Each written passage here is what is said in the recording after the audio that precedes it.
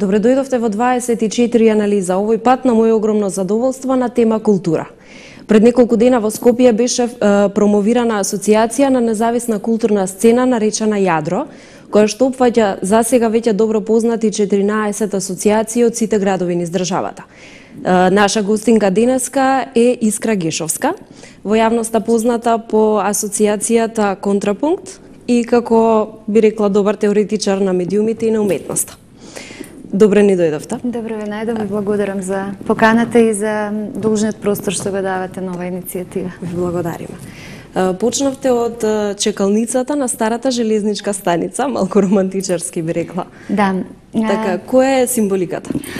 Па знаете како, нашето чувство, но не во една патетична смисла, туку напротив во една, би рекла, повеќе борбена смисла, е дека се наоѓаме во чекалница, а чекалницата не е нужно негативен простор, ние се наоѓаме во една општествена, државна, политичка чекалница, каде што очекуваме навистина се случи конечната демократизација на јавната сфера, на сферата на културата, која што ќе биде прочитана поинаку. Не како еден затворен простор за кој што одлучува и кој што се дизајнира од мала група на моќници, од политичките елити, кои да се. Мислам, така ни е диригирано во изминативе 20 на години. Туку простор каде што рамноправно ќе действуваме, диалошки ќе го менуваме во контекст на културните современи практики, новите културни политики, сите ние заедно, каде што ќе доминира едно поинакво секојдневно читање на културата како реакција, како протест, како интеракција со она што се случува секојдневно во животот. Зошто Јадро? Веќе кажавте, меѓутоа, зошто Јадро? Од каде потребата да се здружуваат културните асоциации? Да. Која ќе ви биде целта? Да. Значи, навистина сметам дека е ова голем исчекор што се случи. Прв пат се здружуваат во оваа земја повеќе асоциации, значи организации, поединци, неформални групи од областа на независниот културен сектор. Не да ги наброиме. Да. Заслужуваат внимание сепак. Како не. Значи, тука се Медија Артес од Охрид, Младинскиот културен центар од Битола, Локомотива од Скопје, проектниот простор Престои екзит од Скопје, 103, Плоштад Слобода, Лајн, само да не заборавам никого, Институтот за слободна мисла НИСМА, Буден театар, Тихаус, Центар за современи уметности, само да не испуштам... Тие што ги испуштаме нема да бидат намерно. Да, не, никако не се намерно испуштани. Па јас мислам дека не испушта. Не, како факултет за работи што не се учат, па тоа е една од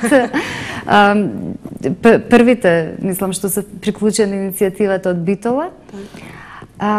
И јас сега веќе мислам дека никого не пропуштив.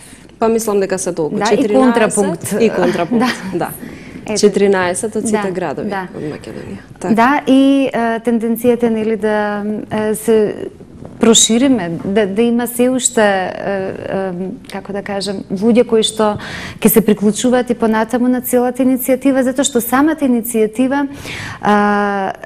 во својата срж има за цел да се постигне пред се една внатрешна кохезија на независниот културен сектор, а потоа тоа да биде платформа која што ќе го застапува независниот културен сектор. Таа, значи, по својата форма е застапувачка платформа и ќе се обиде да придонесе за што поголема видливост и за можност независниот културен сектор да го добие своето вистинско место, вистинско политичко, социокултурно значење во општеството, а тоа единствено можеме да го направиме доколку успееме да бидеме гласни, да јасно да ги искажеме нашите потреби, нашите цели, затоа што ни се заканува сериозна опасност од исчезнување. Така. Ајде малку околу она, да речам, понеубава страна, околу финансиите. Од кого очекувате поддршка? Дали веќе побаравте од некого финансиска поддршка? Значи вака, тоа е еден од клучните проблеми, да не се лажеме. Мислам, ние по големиот дел од нашето време работиме волонтерски. Главно независниот културен сектор може да биде една парадигма за овие буџетски институционални проекти. Во смисла една позитивна парадигма, бидејќи ние покажуваме дека нови формати, нови модели на тоа како може да се има една продукција во уметноста и во културата пошироко со минимум средства. Тоа не е добро. Имајќи на ум колку средства се трошат за оние одбрани, иако често не знаеме на кој начин одбрани, по кои критериуми проекти кои што водачките гарнитури од која и да се провиненција ги реализираат. Значи, ние навистина не можеме да останеме вечни ентузијасти. Главно за нашите програмски активности до сега сме добивале верификација, би рекла, од финансиската поддршка е верификација. Мислам, потврда дека нешто е квалитетно од странските фондации за култура, но тие фондови се кратат и секогаш го добиваме истото прашање. Како и колку сте поддржани финансиски во вашата земја? Во нашата земја ние не сме поддржани финансиски и имаме сериозен проблем. Знаете, со самото тоа што не сме поддржани финансиски, тоа значи дека не сме политички признати, политички во една поширока смисла на зборот, како политички фактор, бидејќи културата исто дел од... Како една културна политика на земјата. Апсолутно, да. Затоа една од нашите клучни заложби, се надевам, во диалогот што следи, кој ќе биде прифатен и на централно и на локално ниво, значи и од Министерството за култура, и од општините, и од градовите, ќе се залагаме за нешто кое што не е никаква новина, значи тоа во европските земји постои, но постои и во регионот, освен кај нас, нели, ние останавме на последното скалило, како и по многу прашања, така и по ова прашање. Значи, ќе се залагаме за наша пред се активна партиципација во градењето на културните политики, а за тоа имаме и зелено светло, бидејќи пред една година ни беше усвоен амандман во собранието дека ќе бидеме вклучувани и консултирани за тоа како ќе се гради културната политика на оваа земја, но до сега никој не консултирал, но сепак фигурира таму. И ќе се заложуваме за да има, значи, и тоа ќе биде таа политичка релевантност, да има посебен сектор кој што, значи, посебно парче од буџетот, значи, тој сектор да менаџира посебно парче од буџетот кој што ќе се однесува на независниот културен сектор. Сега многумина ќе прашаат и прашуваат, значи, во која смисла сте тогаш независни. И, значи, јас би сакала да објаснам дека независноста не се состои во таа финансиска поддршка, туку напротив, во програмските, во слободата во програмската реализација, уредништво, програмското уредништво и пред се во слободата во самоорганизираното уредување внатре организациите. Значи, никој нам нема да ни поставува политички директори и ние ќе се функционираме онака како што функционираме, ќе ги градиме оние и ќе ги реализираме, ќе ги процесуираме оние визии за тоа што значи социокултурен контекст, онака како што и до сега сме го работеле тоа, но нужна е структурна, инфраструктурна поддршка од државата, затоа што навистина ќе останеме единствената држава која што нема да има алтернативен концепт на она официјална, елитна, што и да значи култура на црвени теписи, јас ја нарекувам обично. Так. Да, во едно ваше интервју деновиве од кога беше формирано јадро, споминавте, ако добро се сеќавам, исправете ме ако грешам, дека културата не е само чекорење под црвен килим, дека културата е борба, докажување, па дури и протест. Да, апсолутно. Истото се заклучувани ли од овој сегашен разговор? Да, јас како да ви кажам, просто онтолошки верувам во таквата улога на културата, дека таа е постојана борба, дека таа е нешто што всушност ги отвара сите аспекти останати на една општествена структура, на едно општествено милје. Таа е затоа и протест, еден конструктивен протест, конструктивен отпор, дури би рекла, и конструктивна, постојана критичка мисла, критички поглед во однос на сето она што се случува. Значи, тоа се разбира преку уметничката продукција може да се изрази, но само на таков начин.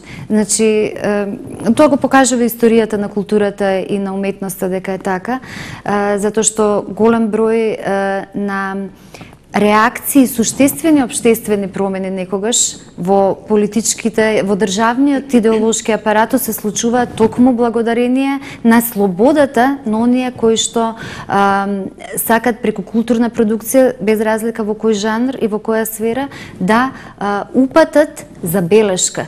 Бидејќи, знаете како, доколку сте во канџите, нели, на овие институционални приказни, кои што се движат по црвените теписи, тогаш некако како светогледот да ви се ограничува. Значи, таму има, се разбира, брилијантни културни работници, да, и уметници, но просто во една пригода еден бивш министер за култура, Ѓунер Исмаил, рече дека паметна земја, која што нема алтернативна културна сцена, независна културна сцена, и кога ја нема, дури ќе ја измисли. Затоа што таа е она навртка, завртка која што навистина го создава, ја брише границата, таа вештачка граница помеѓу уметноста, културата како нешто што е таму некаде во облаците и животот, бидејќи тие мора да се проникнуваат постојано. Она возвишеното и она земното. Да, тие едноставно културата и уметноста се проникнуваат постојано. Така. Без разлика дали, ајде да речеме, зависна или независна културна сцена, докаде е Македонија, докаде е македонецот стигнат на културен план? Антропологијата обично ги дели луѓето на оние кои што живеат само за да ги задоволат своите материјални потреби, нели, да се најадат, да се напијат, да се одморат и да ја земат таа своја месечна плата. И онаа друга група луѓе кои што имаат потреба постојано нешто да прават за себе, буквално да уживаат. Докаде сме ние во оваа граница некаде? Да, ве разбирам и добро ви е поставена тезата и прашањето. Мене ми се чини дека некако се случува нешто ретроградно во последниве години, во последниве десетина можеби години, ако не и повеќе. Значи, многу е парадоксално. Многу повеќе и поотворено се зборува за потребата од култура, за културните потреби. Има многу повеќе, се повеќе има средства од буџетот се издвојуваат за културна продукција. Но мојот впечаток е дека во целиот тој наплив, нели, на употреба на зборот култура, уметност, всушност се случува чудна, би рекла, деградација на читањето на културата. Според мене, значи, не би сакала, тоа е прашање и на вкус, нели, за тоа воопшто не сакам ни да разговарам, но ми се чини дека се случува една сосема непотребна битка за примат на тоа кои ќе бидат, значи, корифеите на културната вредност во Македонија. При што сето тоа е на некој начин монополизирано, значи тие одлуки што е културна вредност, што е културен приоритет во социокултурниот простор, во сферата на уметноста, па дури не само во сферата на современите уметности и практики, туку и во културното наследство. Значи, сметам дека станува збор за нешто кое што според мене нема јасни критериуми, нешто кое што упатува на фактот дека во оваа земја не само што се случува монополизација во економска, политичка сфера на здравство, образование, туку станува сериозна монополизација во областа на културата и на творештвото.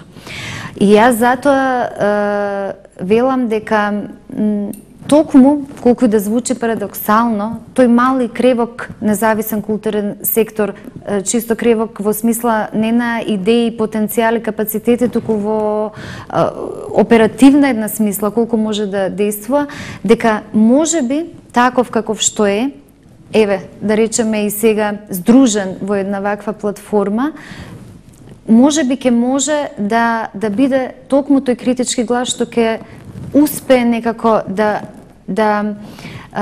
ги врати сите овие прашања околу критериумите, приоритетите, да постави во едно и нови вредности. Да, мислам не би сакала толку мислам да помогне во воспоставувањето. Значи сепак не сме ние тие што само ќе ги воспоставиме. Треба заеднички, честно и отворено да седнеме сите од сите области луѓето кои што се во оваа приказна седнат и да поразговараат за тоа каква култура и каков социокултурен простор сакаме. Дали е ова тоа што го сакаме сега што се случува, велам, во ова девастација и деградација во изминативе десетина години, особено пак во последниве години ова што се случува.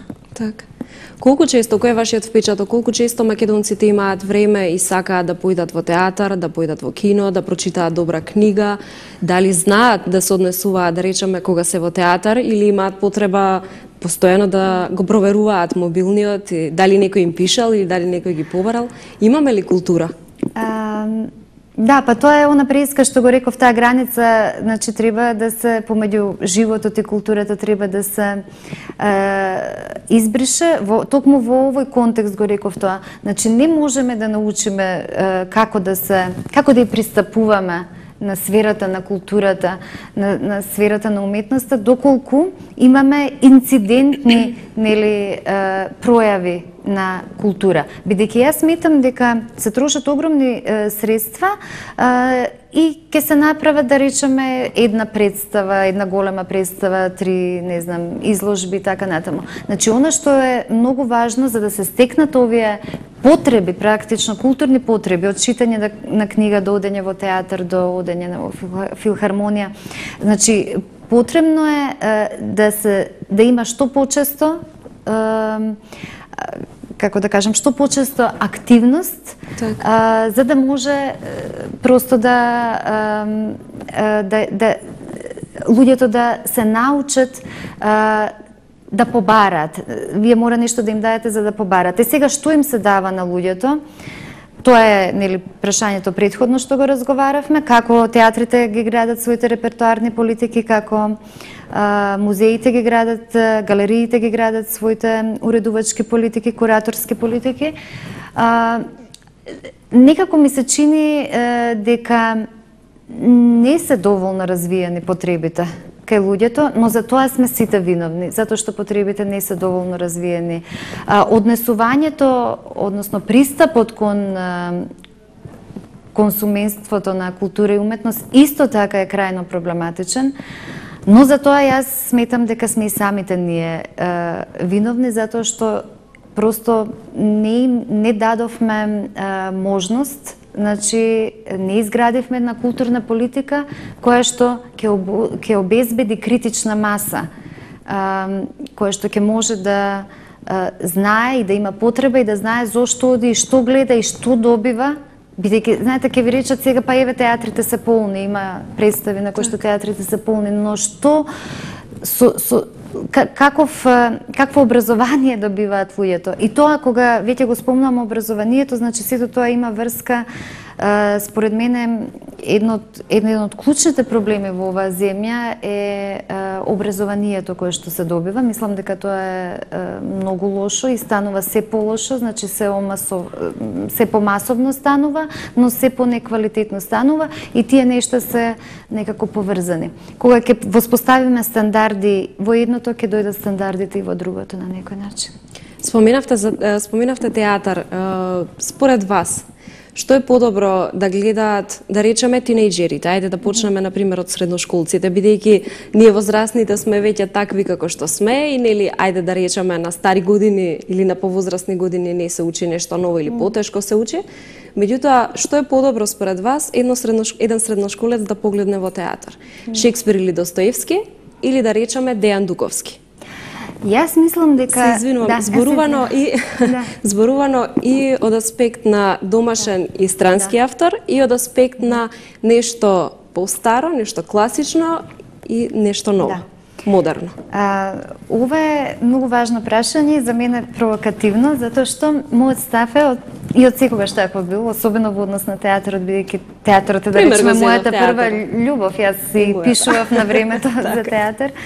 Јас сметам дека е од исклучително значење. Значи не само тинеџерот, туку и оној што е првооделенецот, да ги погледне и Шекспир, и Чехов, но и Дејан Дуковски, Горан Стефановски.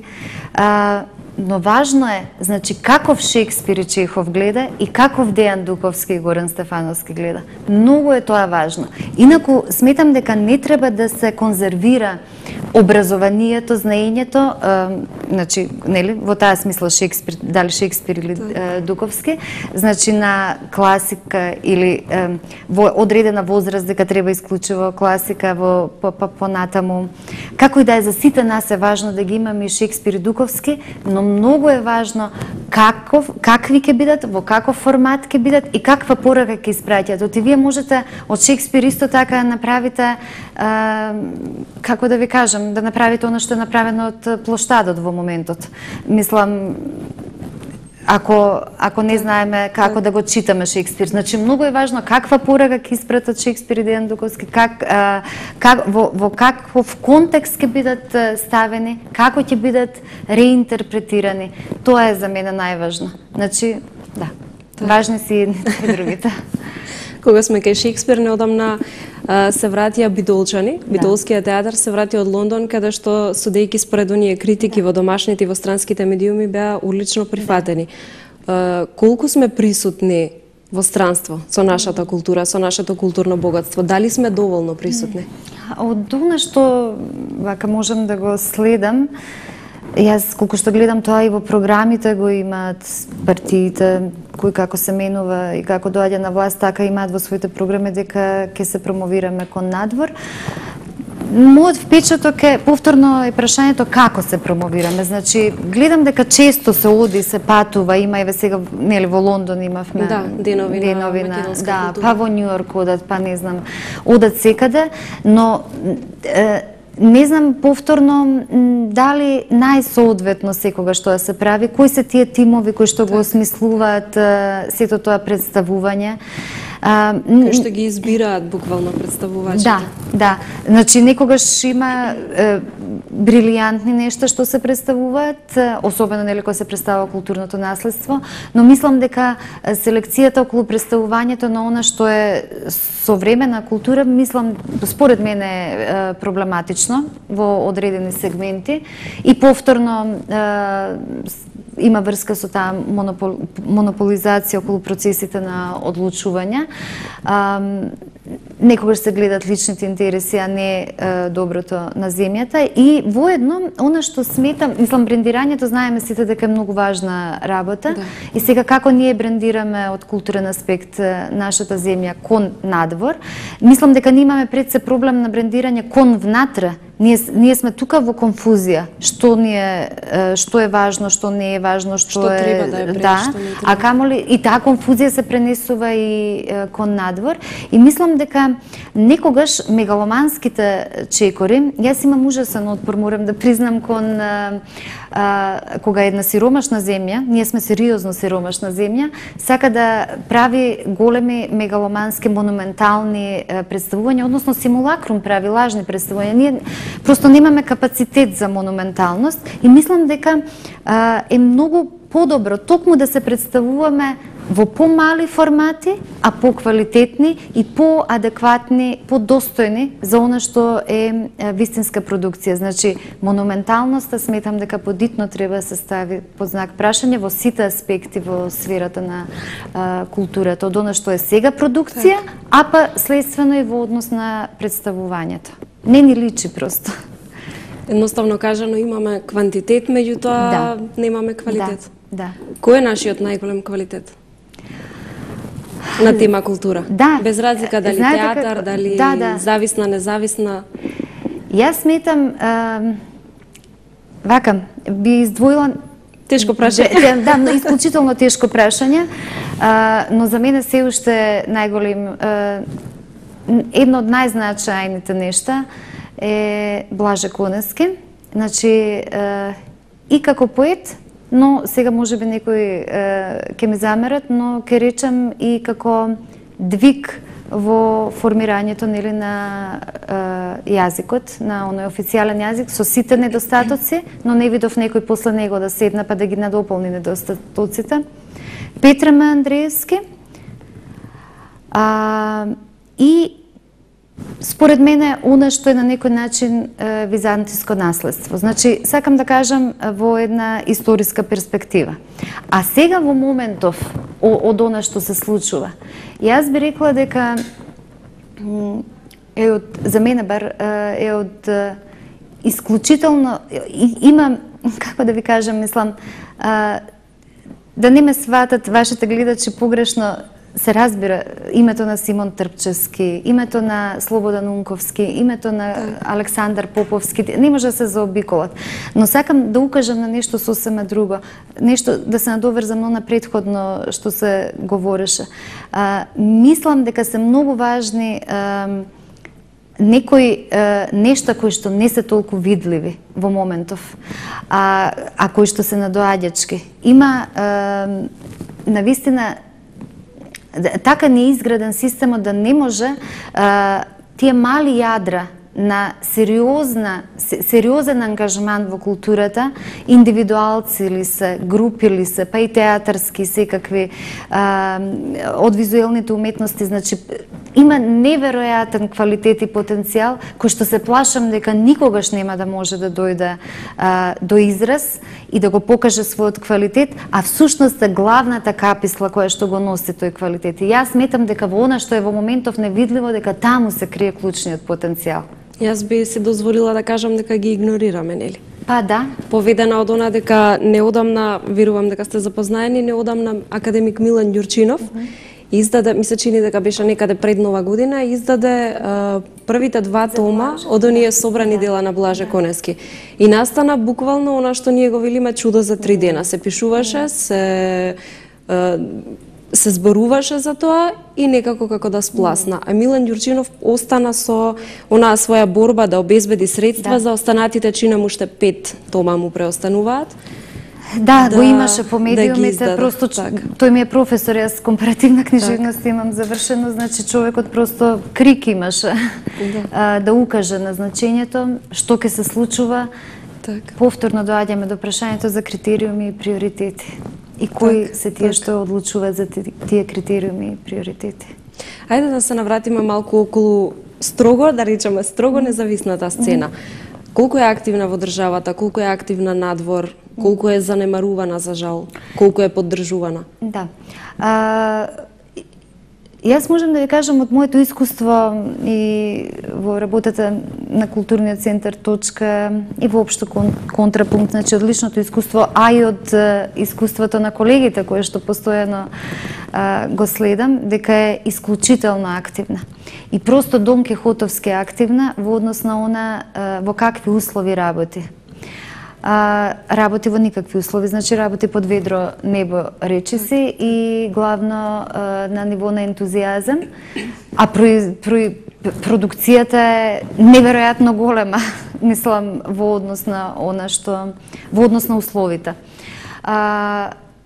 Во однос на представувањето надвор, трагедијата е во тоа што независниот културен сектор од Македонија е попрепознаен во регионот, да речеме, отколку дома. А во однос на препознавањето дома, мислам дека публиката го препознава повторно на искуството од точка ќе се повикам на искуството од Престо Екзит дека постоја исто за жал видиме додека постоја. Да, додека постоја како простор, велам како физички простор. Ние сите се уште постоиме, но немаме свој физички простор каде што може да процениме точно како циркулира публиката, колку публика имаме, знаете, мислам не можеме да процениме без физички простора. Ние сме без дом, не сме вдомени никаде сега, нема никој веќе од нас простор физички не може да си дозволи, но за жал мислам дека постои, дури не знам дали прецизниот збор сега сакав да кажам, не постои доволно препознавање од структурите на моќ, значи на политичко рамниште не постои препознавање.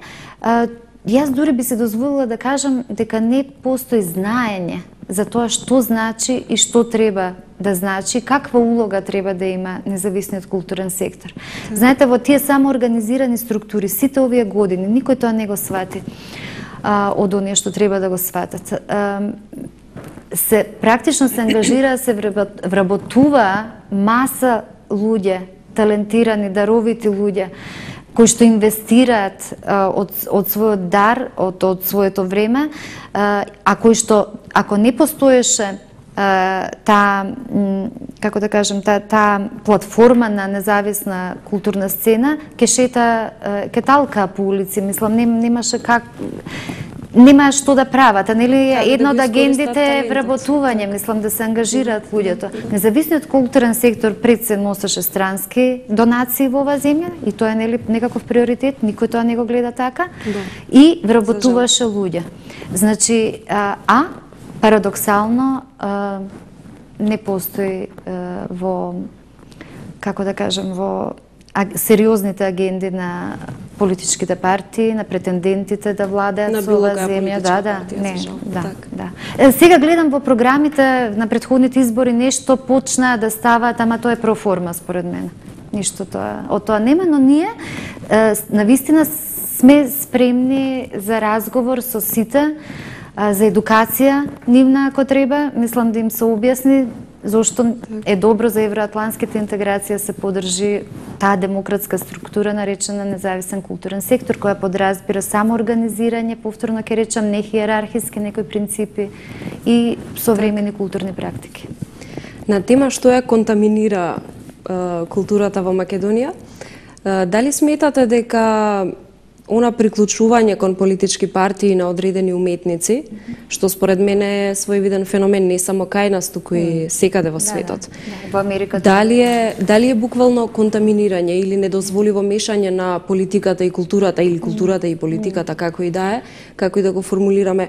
Дали претпоставувам уметниците стануваат дел од политички партии заради некои своји одредени барања, заради задоволување на некои собствени потреби. Дали е тоа оправдано? Колку е тоа дозволиво? Вака сега, ова е навистина комплексно прашање. Јас сметам дека културните работници, уметниците, не е легитимно да имаат своји идеолошки претпоставки. Така, како сите останати. Да. Ние сме сите политички битија, нели според Аристотел сме општествени политички битија, имаме политичка свест, општествена свест, но многу е важно кој, зошто, каде и како и заради што нели се дава поддршка на ваква или онаква опција. Например, во добата на фашизмот за времето на Хитлер многу беше важно кој од уметниците ќе дадат поддршка, кој нема да дадат поддршка, кој ќе дадат поддршка нели на некакви поинакви движења во тој период. Значи надреалистите исто така, тие имаат дури јасна и политичка агенда нели на почетокот на минатиот век. Значи Брехт исто со својот театар, тој е политички театар, мислам, испраќа јасни пораки, значи не како да не недозволиво значи да и отворено, дури да ја кажат својата идеолошка, десна, лева, либерална или не знам каква, определва уметниците и културните работници. Но она што според мене е недозволиво, кога без идеолошка премиса, само заради личен интерес, влегуваат во ваква или онаква опција и се спремни на ваков или онаков компромис. Тоа се почесто го гледам овдека. Значи, ако влегуваат со идеолошка премиса во некаква политичка опција, тоа го прифаќам само доколку станува збор за некаква борба за остварување на некаква заложба што имаат. Но доколку тоа го прават тотално дезориентирано и исклучиво од личен интерес, дали е некаква амбиција, дали е финансиски интерес, не навлегувам, не ме не интересира, тогаш за мене е крајно проблематично. Така. Или, не знам, да, проблематично. Често пати објаснувањата се дека овој или оној политичар им бил добар пријател, дека веруваат во него, дека им оставил добар впечаток. Па сега, јас не знам политиката и пријателството, тоа е исто една голема тема, мислам. Една со друга, да. Не знам. Постојат разни формулации во современата критичка теорија за политиките на пријателството, но не за политиката и пријателството. Да. Значи, во политичката борба влегуваме не заради другарство и пријателство, влегуваме заради заеднички идеи, цели, заложби или од интерес. Кај нас, за жал, имам впечаток дека ова политичкиве битки се уствари бизнес некакви битки, не се вистински политички битки. Се оди на она, секоја реклама е добра реклама на крајот на денот. Да, за жал. Која ни е користа од културата? Што може културата да му даде буквално на еден човек во ова денешно модерно општество и што може културата да му даде на општеството? На една демократија, како нашата конкретно. Да.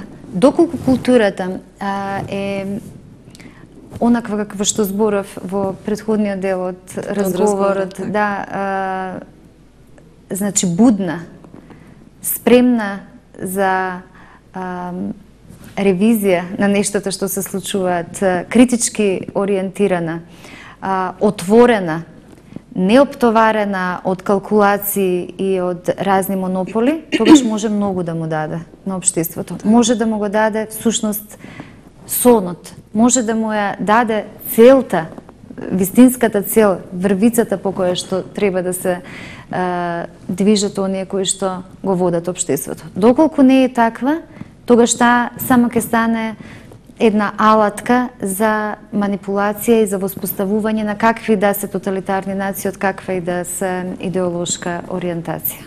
Така. Пред некој ден беше, морам да ве прашам, пред некој ден беше доделена титулата национален уметник по втор пат. Беше поставен таткото на војнот на кој беше поставен Филип Втори. Да, насловите се малку комплицирани. Што е според вас најдоброто и што е најлошото што се случува на културен план во Македонија? Па јас мислам дека ова тенденција за оспоменичување на историјата, на националните, на идентитетските приказни, бидејќи тие идентитетски приказни се крајно релативна работа. Мислам, вие и јас може да имаме сосема различни идентитетски приказни, без оглед на тоа што живееме во иста земја, родени сме во иста земја и така натаму, во исто школа сме одели или како и да. Мислам дека една од пострашните работи што се случуваат е тој тип на монополизација на културата, тенденцијата за оспоменичување во една по символична и поширока смисла. Тоа значи петрифицирање. Што значи споменикот? Мислам, тоа значи фиксирање на нештата. Значи, нештата се фиксираат и такви се какви што се еднаш за секогаш. Значи, тој аспект на споменична култура е својствен за тоталитарните нарации. Дали се од добата на дали припаѓаат на фашистичката идеологија или на комунистичката, не е битно, тоа се тоталитарни нарации. И јас сум фрапирана како на денешно време, денеска, вчера, завчера, како е можно ние да западнеме во една иста таква тоталитарна нарација од која што се бегаше нели во добата на Втората светска војна и фашизмот, од која што се бегаше нели во добата на комунизмот, сега повторно во посттранзиционна Македонија, во некаква демократска, квази-демократска средина, ние повторно влегуваме во тоталитарна нарација. И страшно е тоа, за мене се разбира, тоа не е култура што се случува, но страшно е што новите генерации добиваат порака дека токму тоа е култура. Дека правење музеи, дека правење споменици, дека тоа е главното, нели, читање на културата. И воедно страшна е таа елитизација на културата. Мислам дека се случува тенденција, може би со најдобри намери, јас не знам, навистина не можам да влизам во главите на оние што одлучуваат, тенденција за елитизација преку овие чудни формулации, национален уметник, вака така.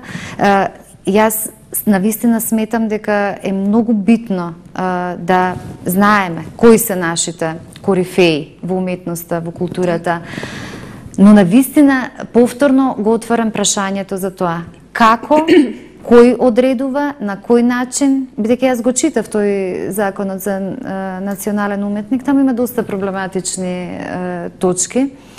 На кој начин тоа се одредува? Знаете како, кои се приоритетите, кои ќе бидат први, кои ќе бидат втори, кои ќе бидат трети прогласени? Мислам, тоа е исто така многу важно. Така што, не знам, навистина немам одговори затоа што имам многу прашања. Не можам никако да стигнам до одговорите затоа што имам прашања, а до одговорите можам да стигнам само доколку го имам просторот да разговарам со оние кои што ги носат одлуките и кои што доминантно ни го дизајнираат овој простор. И токму затоа и јадро е формирано, за да пробаме да поразговараме, за да дојдеме до некои одговори, па во некоја следна емисија можеби ќе ви ги дадам и прецизните одговори на овие прашања. За крај би рекле надежта да ја полагаме во јадро. Дека културно, буквално кажано, културно ќе не издигне, така ли?